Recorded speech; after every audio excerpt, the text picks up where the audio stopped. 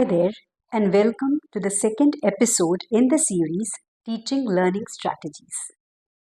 In this episode, I will discuss the framework Bloom's Taxonomy of the cognitive domain. A lot has been said and written about Bloom's taxonomy, leading to a number of misconceptions. Therefore, to do justice to this framework, I will structure my points and thoughts around some common misconceptions.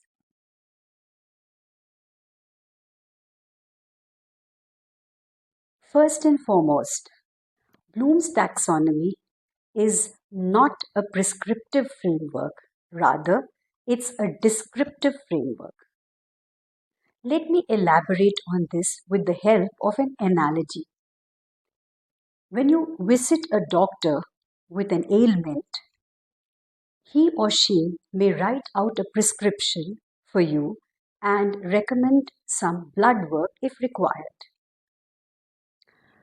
You will follow the instructions in the prescription vis-a-vis the medicines to be taken, the dosage, and the frequency. However, you will take the blood work report to the doctor, who will read, understand, and interpret it. Based on this, the doctor may add additional medicines or recommend some follow-up procedures. Similarly, Bloom's taxonomy is a framework to be understood. It is not a set of instructions to be followed. Understanding this framework will help us to make informed decisions when we teach a class or design learning material.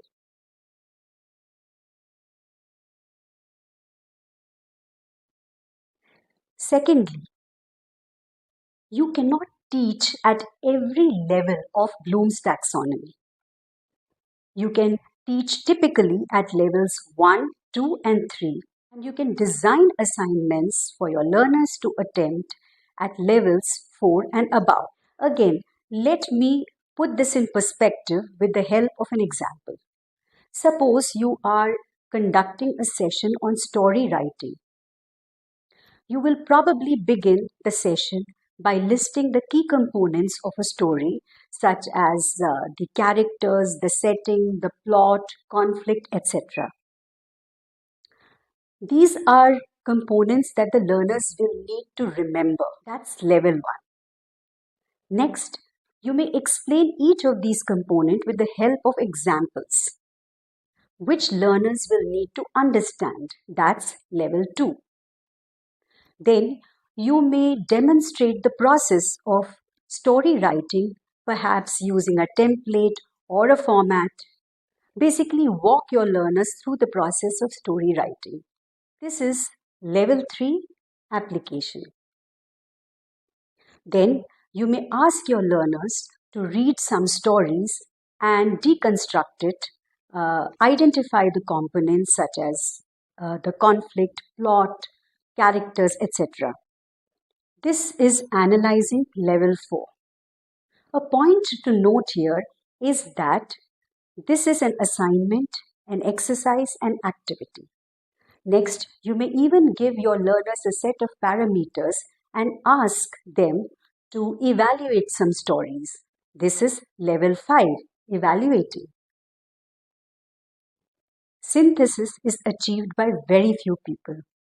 Thomas Edison achieved it when he invented the light bulb. So did Graham Bell with the telephone, Mendeleev with the periodic table. And going back to a story example, J.K. Rowling demonstrated synthesis when she came up with a completely new genre of story writing, which is urban fantasy, by placing supernatural elements in contemporary urban affected settings.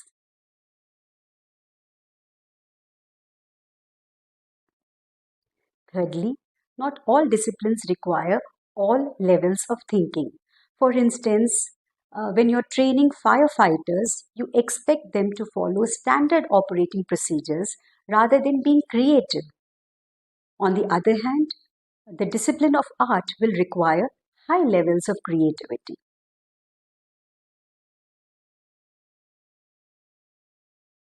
Finally, there's this misconception that the lower levels of Bloom's taxonomy are less desirable than the higher levels. That's not true. If you do not master the lower levels, you will not be able to achieve the higher levels of thinking either. I hope that this discussion has helped to dispel some misconceptions surrounding Bloom's taxonomy. Now I will leave you with a question to reflect upon.